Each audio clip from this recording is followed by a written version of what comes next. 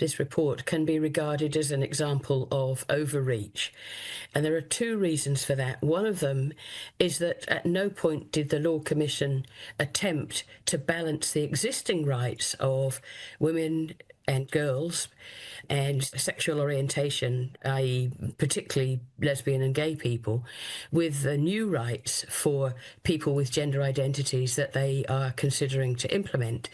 Now that puts them at odds with the Convention on the Elimination of Discrimination Against Women, the CEDAW Convention, to which we are an international signatory, and that requires us to have measures in government that protect women's rights. So that's the first issue. And the second issue is that the people who were invited to take part in this took a maximal approach to their rights and didn't consider these existing rights that are in the Human Rights Act at all. And so what we've got is a report that overstates the rights of one group as if they were the most vulnerable, in favour of them rather than in favour of protecting all people and recognising that there are overlaps when you overlap gender with sex.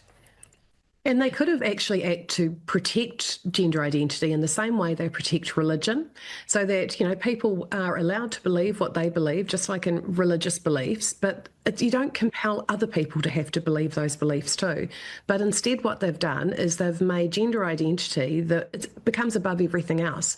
Like, basically, to put it bluntly, if the Law Commission has its way, any male in the country could walk into any female changing room, into any sports teams, any women's refuge, any women's hospital ward, and demand to be there because he says he identifies as a woman. And if anybody complains about that, you probably end up in court.